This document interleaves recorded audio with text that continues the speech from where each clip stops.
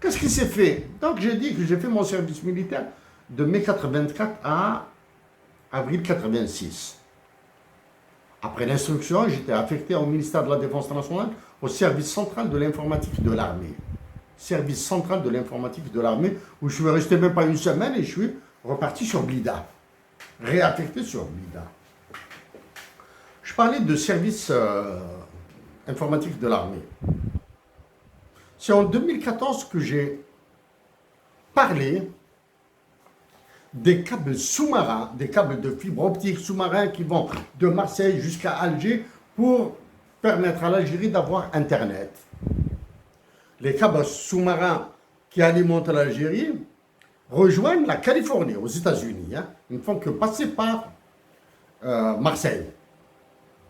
Les généraux qui tiennent la Banque d'Algérie et ceux qui tiennent le centre, le CERIS, le Centre d'études de recherche d'information scientifique et technique, c'est-à-dire l'Internet en Algérie, avec les relais de Djemila et de Annaba Skilda, sont les généraux les plus puissants, les plus méchants et les plus dangereux pour l'Algérie. Tenant, je dis que tout le réseau informatique officiel algérien, c'est-à-dire celui de l'Internet, a été donné à des étrangers.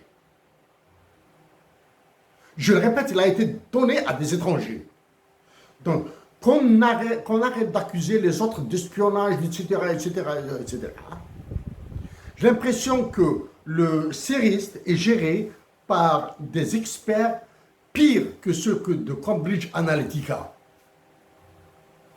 En disant ça, je suis lucide que mon influence en Algérie est nulle. Je dis bien que mon influence en Algérie est nulle.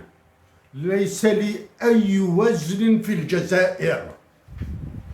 وزمن غابخ ما خرج الجزائر. يمسلينو وتصورنا لها.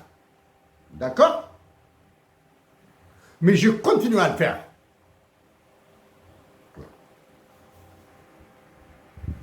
Qu'est-ce qui a été montré parmi le carnaval, parmi l'insulte de la révolution algérienne, des révolutionnaires algériens, des hommes et des femmes qui ont souffert, des jeunes, des adolescents qui ont souffert, des Algériennes et des Algériens qui ont été gazés? Qu'est-ce qui a été fait? Des sorties de promotion, etc. À Chefchaouen, le 3 juillet, le 4 juillet, à Chefchaouen. Promotion, etc., etc. Très bien. L'académie interarmes de Chefchaouen, que je connais, que j'ai visité. J'ai joué un match de volleyball là-bas, dans l'équipe de l'école de formation des officiers de Blida. À l'époque, elle était dirigée par le général le plus intègre, le plus honnête, le plus pieux, le plus patriote, le plus propre, le plus gentil, le plus courtois, le plus professionnel de l'armée algérienne. C'était le général Hajmi Hadjaris. J'ai connu autour de moi des militaires. Deux, je le répète, le général Mohamed Hajmi Hadjaris et le lieutenant Mohamed Zerouel, qui a été mon commandant de section, sont les militaires algériens qui auront tout le temps mon immense reconnaissance.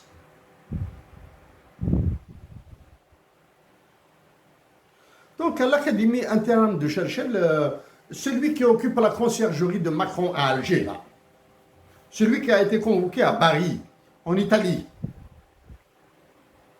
avec des lunettes noires, il a insulté la révolution algérienne.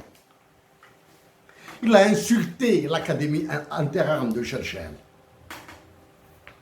Il l'a insulté. Il a insulté la guerre de libération. Donc, si j'arrive à me présenter à l'élection présidentielle prochaine en tant que candidat du désert algérien, à Sahara al-Jazairiya. Je lui promets, je promets à celui qui occupe la conciergerie de Macron à Alger, qu'il aura moins de 10% des voix que j'obtiendrai. Même si je fais une campagne électorale pendant 3 jours dans 2 villes du désert algérien. Je ferai à Aïn Ghizam, Borj Bajil Mokhtar, un tour, et je lui promets qu'il obtiendra moins de 10% des voix que j'obtiendrai à l'élection présidentielle. Sachant que lui et les généraux algériens ont transformé l'Algérie en chaudron